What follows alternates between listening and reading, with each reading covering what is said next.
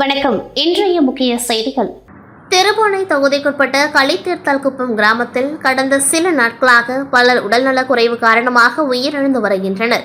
அந்த கிராமத்தில் உள்ள மக்கள் சளி மற்றும் காய்ச்சல் ஏற்பட்டு அரசு மற்றும் தனியார் மருத்துவமனைகளில் அனுமதிக்கப்பட்டு ஓரிரு நாட்களில் இறந்து வருகின்றனர். இந்த மர்ம காய்ச்சலால் மக்கள் மிகுந்த அச்சத்தில் உள்ளனர். குறிப்பாக இந்த கிராமத்தில் இதுவரை கடந்த ஒரு மாதத்தில் மட்டும் 10க்கும் மேற்பட்ட நபர்கள் இறந்துவிட்டனர். இதற்கான காரணத்தை கண்டறிந்து தடுப்பு நடவடிக்கைகளை மேற்கொள்வதற்காக சிறப்பு மருத்துவ குழுவினரை அனுப்பி மருத்துவ பரிசோதனை முகாமை அவசரமாக நடத்திட தாங்கள் உத்தரவிட வேண்டுமெனவும், மேலும் சித்த மருத்துவம் மூலம் கபசுர குடிநீர் கொடுப்பதற்கான நடவடிக்கை எடுக்க வேண்டும் என்றும் கேட்டுக்கொள்கின்றேன் என்றும் மனுவில் குறிப்பிட்டார். ஆகவே இதுகுறித்து தாங்கள் விரைவாக உகந்த நடவடிக்கை எடுத்து கிராம மக்கள் நிம்மதியாக வாழ உறுதுணையாக இருக்க வேண்டும் என்று புதுச்சேரி சட்டப்பேரவையில் முதல்வர் ரங்கசாமியை சந்தித்து சட்டமன்ற உறுப்பினர் அங்காளன் மனு அளித்தார். பாகூர் தொகுதிக்குட்பட்ட குமந்தான் மேடு கிராமத்தில் வீரன் கோவில் அருகே உள்ள ஐமாஸ் விளக்கு நீண்ட நாட்களாக பழுதாகி எரியாமல் அப்பகுதி மிகவும் இருள் சூழ்ந்துள்ளது. 2 தினங்களுக்கு முன்பு இந்த கிராமத்திற்கு மழை நிவாரணம் வழங்க வந்த பொழுது ரேகன் ஜான்குமார் அவர்களிடம் கிராம மக்கள் இப்பிரச்சனை தெரிவித்தனர். இப்பிரச்சனையை சரி செய்யும் பொருட்டு உடனடியாக ஹைமாஸ் விளக்கு வழங்குவதாக ரேகன் ஜான்குமார் அவர்கள் கிராம மக்களுக்கு உறுதியளித்தார். அதன்படி இப்பகுதிக்கு ஹைமாஸ் விளக்குகள் ரேகன் ஜான்குமார் அவர்களால் கிராம மக்களுக்கு வழங்கப்பட்டது. இதனை ஊர் பொதுமக்கள் பெற்றுக்கொண்டார்கள். புதுச்சேரி வெள்ளையனூர் தொகுதிக்குட்பட்ட மூர்த்தி நகர், கொம்பாக்கம் மற்றும் திருக்காஞ்சி ஆகிய பகுதியில் கடந்த 70 ஆண்டுகளுக்கு மேலாக சாலை ஓரங்களில் தார்பாய் அமைத்து வசித்து வரும் நரிக்குறவர்கள் மற்றும் குருவிக்கார மக்களுக்கு இலவச மனைப்பட்டா வழங்க வேண்டும் என பல ஆண்டுகளாக கோரிக்கை விடுத்தரும் நிலையில் அவர்களின் மனுக்கள் மீது அரசு இதுவரை எந்த நடவடிக்கையும் எடுக்கவில்லை என கூறப்படுகின்றது.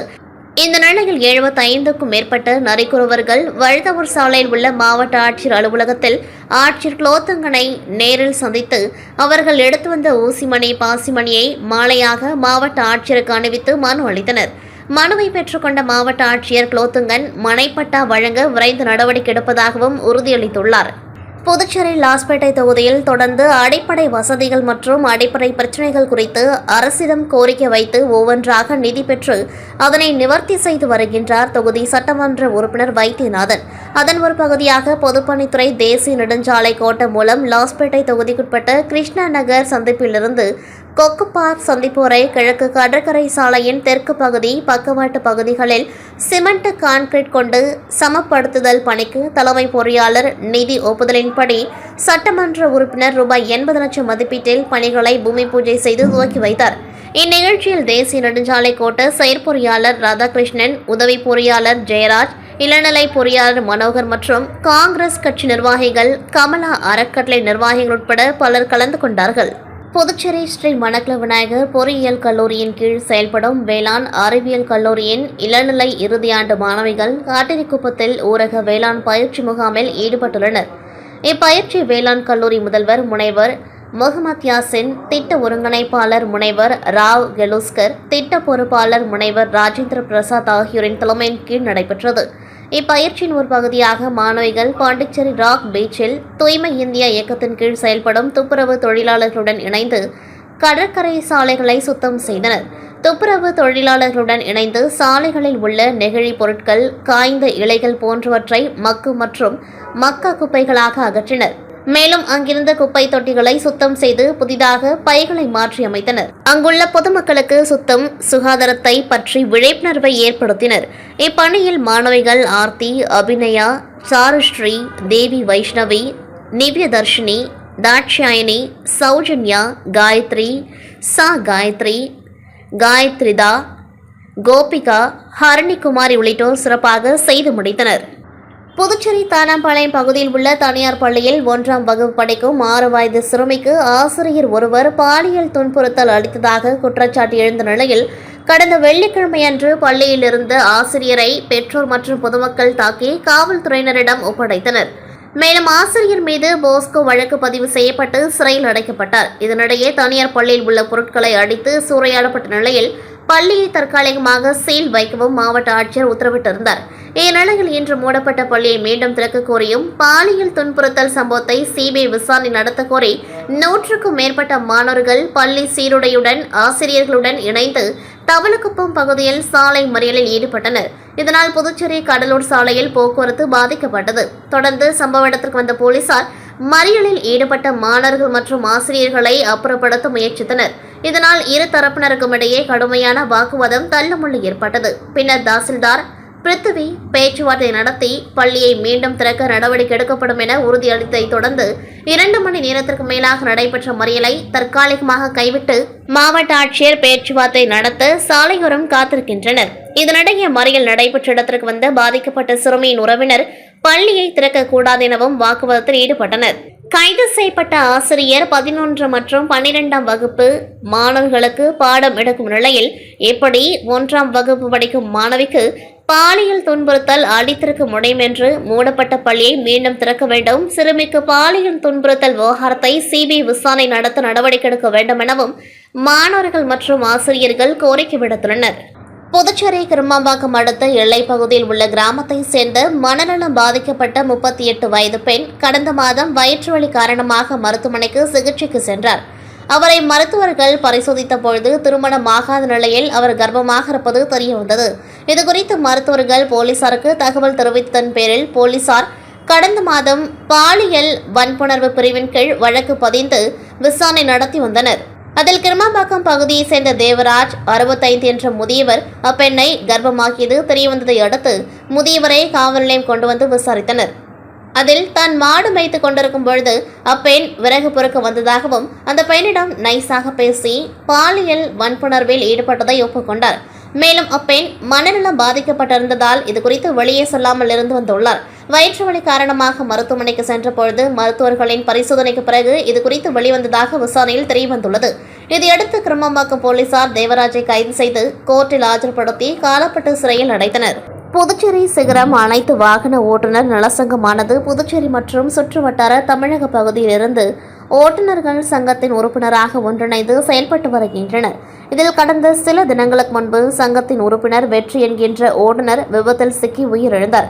இவரது குடும்பத்திற்கு ஆறுதல் தெரிவிக்கும் விதமாக சிகரம் அனைத்து வாகன ஓட்டுநர் நலசங்கத்தின் மாநில தலைவர் வேலு தலைமையில் சங்கத்தில் உறுப்பினர்களிடமிருந்து நிதி திரட்டப்பட்டு ரூபாய் 60,000 சுமார் 100க்கும் மேற்பட்ட உறுப்பினர்களுடன் உயிரிழந்த ஓட்டுநரின் இல்லத்திற்கு சென்று பாதிக்கப்பட்ட குடும்பத்தினரிடம் வழங்கி ஆறுதல் கூறினர். இதில் சங்கத்தின் நிர்வாகிகள் மற்றும் உறுப்பினர்கள் ஏராளமானோர் கலந்து கொண்டார்கள். மகாராஷ்டிரா புனேவில் நடைபெற்ற ஜூனியர் நேஷனல் கபடி போட்டியில் கோப்பையை வென்ற சேந்தனத்தம் அணி வீரர்களுக்கு விடுதலை சிறுத்தைகள் கட்சியின் சார்பில் பாராட்டு விழா நடைபெற்றது. ஜூனியர் நேஷனல் கபடி போட்டி மகாராஷ்டிரா புனேவில் நடைபெற்றது. போட்டியில் சாம்பியன்ஷிப் கோப்பையை வென்ற புதுச்சேரி ஊசுடு தொகுதி சேந்தனத்தம் கிராமத்தை சேர்ந்த கபடி வீரர்கள் டேவிட், அபி, கலைச்செல்வன், அன்பு, பிரவீன், ஜீவா ஆகியோர்களை விடுதலை சிறுத்தைகள் கட்சி சேந்தனத்தம் முகாம் ஒருங்கிணைப்பில் பாராட்டி நினைவு பரிசு வழங்கப்பட்டது. இந்நிகழ்ச்சியானது விடுதலை சிறுத்தைகள் கட்சியின் துரை வெங்கடேசன் மற்றும் சந்திரன் தலைமையில் நடைபெற்றது. வெளியூர் தொகுதி செயலாளர் தமிழ் வளவன், தேர்தல் பணிக்குழு மாநில துணை செயலாளர் மாசி வாகையரசு, அமைப்பு சாரா தொழிலாளர் முன்னணியின் மாநில செயலாளர் சிங்க தமிழ்ச்செல்வன், அரசூர் அகர முதல்வன் ரவி, சந்தோஷ், தொண்டமனத்தம் பேருசக்திவேல், ராமநாதபுரம் தர்ஷனா, துத்திப்பட்டு சைமன், சாத்தமங்கலம் ஏழுமலை, மங்கலம் தொகுதி செய்தி தொடர்பாளர் தேவா மற்றும் கிராம பொதுமக்கள் கலந்து கொண்டு முன்னிலை வகித்தனர். இந்த நிகழ்ச்சியில் வெற்றி பெற்ற கபடி வீரர்களுக்கு பொன்னாடை போர்த்தி நினைவு பரிசு வழங்கி பொதுமக்களுக்கு இணைப்பு வழங்கி கொண்டாடப்பட்டது. வசந்த கால திருவிழாவை ஒட்டி பிரான்ஸ் நாட்டின் சார்பில் பல்வேறு நாடுகளில் ஏராளமான நிகழ்வுகள் நடத்தப்படும். அந்த வகையில் புதுச்சேரியில் இந்திய கலாச்சார விழா 3 நாட்கள் நடைபெறுகின்றது. கடற்கரை சாலையில் அனைவரும் இவ்விழாவில் இந்திய மற்றும் பிரெஞ்சு கலாச்சார நடன நிகழ்வுகளும் இசை நிகழ்ச்சிகளும் நடத்தப்பட்டன. இதில் பிரம்மாண்ட பொம்மைகள் அணிவகுப்பு நடைபெற்றது. இதில் காதல், உற்சவம், துள்ளல் என பல்வேறு பாடல்களுக்கு பிரம்மாண்ட பொம்மைகள் நடனமாடின. இப்பொம்மைகளுக்குள் வெளிநாட்டு கலைஞர்கள் இருந்தபடி நடன அசைவு செய்ததை பலரும் வரவேற்றனர். பொம்மை நடன கலைஞர்களுக்கு முன்பு இசைக்கேற்ப இளைஞர்கள் நடனமாடியது பார்வையாளர்களை கவர்ந்தது. புதுச்சேரி ரெயின்போ நகர் 7வது குறுக்கு தெருவில் உள்ள ஒரு வீட்டில் 2 தினங்களுக்கு முன்பாக யார் பெரிய ரவுடி என்ற தொழில் போட்டி காரணமாக உழவர்கரையை சேர்ந்த பிரபல தாதாவின் மகன் ரிஷி, பெரியார் நகர் தேவா, திடீர் நகர் ஆதி ஆகிய 3 ரவுடிகளையும் மற்றொரு ரவுடி கும்பல் வெட்டி படுகொலை செய்தது. இதுகுறித்த புகாரின் பேரில் வழக்கு பதிவு செய்த பெரியகடை போலீசார் உதவி ஆய்வாளர் திருமுருகன் தலைமையில் மற்றும் கிழக்கு பகுதி குற்றப்பிரிவு போலீசார் தனிப்படை அமைத்து குற்றவாளிகளை தேடி வந்தனர். இந்த தேடுதல் வேட்டையில் புதுச்சேரியில் பதுங்கியிருந்த ரெயின்போ நகரை சேர்ந்த சத்யம் மற்றும் அவனது கூட்டாளிகளான ரோடியார்பேட் சக்திவேல், அங்கு நாயக்கர் தோப்பு சரண், வண்ணாரப்பேட்டை சஞ்சீவி, சாரம், தென்றல் நகர் வெங்கடேஷ், ஆட்டுப்பட்டி சாரதி, டிவி நகர் காமேஷ், ஆட்டுப்பட்டி விஷ்ணு, சோலை நகர் ரவீந்திரகுமார் மற்றும் இவ்வழக்கில் ஒரு சிறார் உட்பட 10 பேரை கைது செய்தனர். மேலும் கைது செய்யப்பட்டவர்களிடமிருந்து கொலைக்கு பயன்படுத்திய செல்போன்கள் 3, பீச் அருவாள்கள், இருசக்கர வாகனங்கள், சவுக்கு தடிகள் ஆகியவைகளை பறிமுதல் செய்யப்பட்டது. மேலும் இந்த வழக்கில் சம்பந்தப்பட்டு தலைமறைவாக உள்ள 2 பேரையும் போலீசார் தனிப்படை அமைத்து தேடி வருகின்றனர். கைது செய்யப்பட்ட முக்கிய குற்றவாளியான சத்யா மீது ஏற்கனவே 5 கொலை வழக்குகள், 1 கொலை முயற்சி வழக்கு உட்பட 16 வழக்குகளும் நிலுவையில் உள்ளது. அதேபோன்று மற்ற குற்றவாளிகள் மீதும் கிரிமினல் வழக்குகளும் உள்ளது. இதையடுத்து அவர்கள் அனைவரும் நீதிமன்றத்தில் ஆஜர்படுத்தப்பட்டு காலப்பட்டு மத்திய சிறையில் அடைக்கப்பட்டனர். புதுச்சேரி தவளக்குப்பம் அருகே இயங்கி வரும் தனியார் பள்ளியில் 1ஆம் வகுப்பு பயிலும் 6 வயது சிறுமிக்கு முதலியார்பேட்டை பகுதியைச் சேர்ந்த அறிவியல் ஆசிரியர் மணிகண்டன் பாலியல் தொல்லை கொடுத்ததாக சிறுமியின் பெற்றோருக்கு தெரிய வந்தது. இதனால் ஆத்திரமடைந்த பெற்றோர் மற்றும் உறவினர்கள் கடந்த 14ஆம் தேதி தனியார் பள்ளியை முற்றுகையிட்டனர். வெளியே வந்த ஆசிரியர் மணிகண்டனை விரட்டி தாக்கினர். பின்னர் ஆசிரியர் மீது நடவடிக்கை எடுக்க கோரி புதுச்சேரி கடலூர் சாலையில் மறியல் போராட்டத்தில் ஈடுபட்டனர். பின்னர் மாவட்ட ஆட்சியர் குலோத்துங்கன் நேரில் வந்து பொதுமக்களிடம் பேச்சுவார்த்தை நடத்தினர். பின்னர் போலீசார் ஆசிரியர் மணிகண்டன் மீது போக்சோ பிரிவின் கீழ் வழக்கு பதிந்து கைது செய்து சிறையில் அடைத்தனர். தொடர்ந்து சம்பந்தப்பட்ட பள்ளிக்கு அதிகாரிகள் சீல் வைத்தனர். இதனால் அப்பகுதியில் பதற்றமான சூழ்நிலை நிலவியதால் கடந்த 2 நாட்களாக போலீசார் அங்கு பாதுகாப்பு பணியில் ஈடுபட்டிருந்தனர்.